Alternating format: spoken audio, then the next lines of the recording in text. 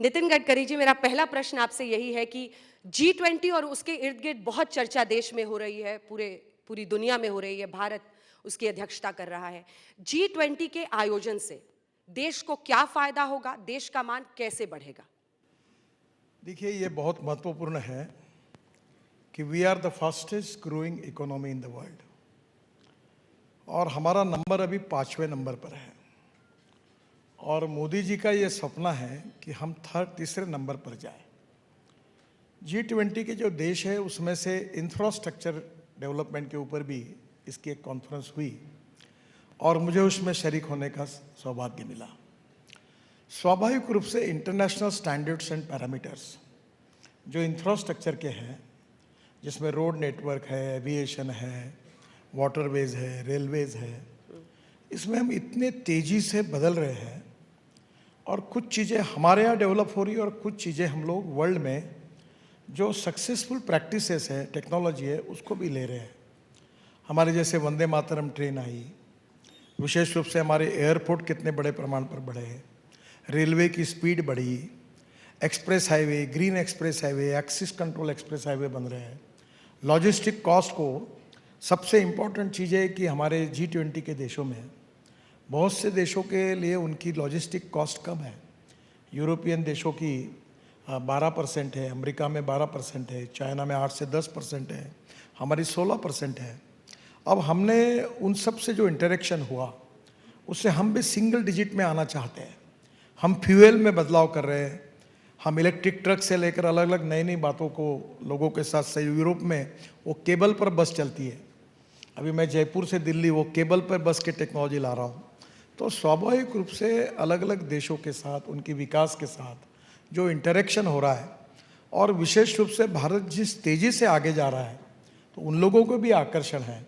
तो निश्चित रूप से मुझे लगता है कि इसका सबका फ़ायदा होगा और आपस में बातचीत करने से एक निश्चित रूप से एक बात महसूस होती है कि प्रधानमंत्री मोदी जी के नेतृत्व में पूरे विश्व में भारत जिस प्रकार से प्रगति और विकास कर रहा है, जिस गति से कर रहा है, उसके प्रति सबके मन में एक बहुत बड़ा आकर्षण है।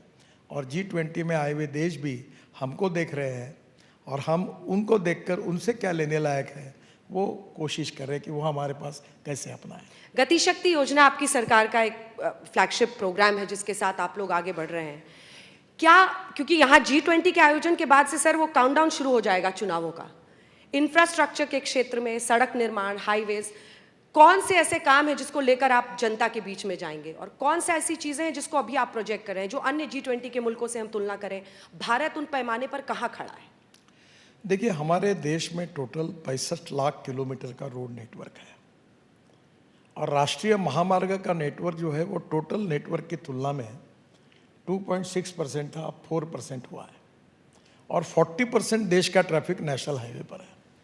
पर मुझे लगता है इस सवाल का जवाब मैं क्या दूं। आप कश्मीर से लेकर कन्याकुमारी तक हम रोड बना रहे हैं। आप जोजिला टनल जाइए, 12,000 करोड़ एस्टिमेटेड कॉस्ट थी, हमने 5,000 करोड़ बचाए। हम माजोली आइलैंड में जाइए, वहाँ ब्रिज बना रहे, 6,000 करोड़ की एस्टिमेट कॉस्ट थी, हमने 680 करोड़ में बनाया। आप दिल्ली मुंबई हाईवे पे जाइए, अभी रतलाम तक अभी जल्दी इनॉग्रेशन के लिए तैयार है। आप कोई भी रोड पर जाइए, किसी भी अरुणाचल जाइए, मेघालय जाइए, त्रिपुरा जाइए, और आप बीजेपी के कार्यकर्ता और एनडीए के सपोर्टर को मत पूछिए, आप ड्राइवर को पूछिए, आप सामान्य व्यक्तियों को पूछिए, हर व्यक्ति जवाब देगा। केवल दिल्ली के आजू बाजू में मेरा विभाग 65,000 करोड़ रुपए के रोड बना रहा है और उसमें से काफ़ी काम लगभग पूरे होते हुए आएंगे, अभी दिसंबर तक हो जाएंगे। दिल्ली से देहरादून 2 घंटे में, हरिद्वार 1.5 घंटे में, जयपुर 2 घंटे में, चंडीगढ़ 2.5 घंटे में, अमृतसर 4 घंटे में, कटरा 6 घंटे में, श्रीनगर 8 घंटे में, मुंबई 12 घंटे में। दिल्ली से खुलेगा कब सर वो दिल्ली मुंबई एक्सप्रेस वे? अभी रतलाम तक का, वैसे मुंबई के नज़दीक का काम होने 12 घंटे में पहुंच जाएंगे दिल्ली से मुंबई। कब शुरू होगा? साधारणतः जनवरी फरवरी तक करने की कोशिश कर रहे हैं।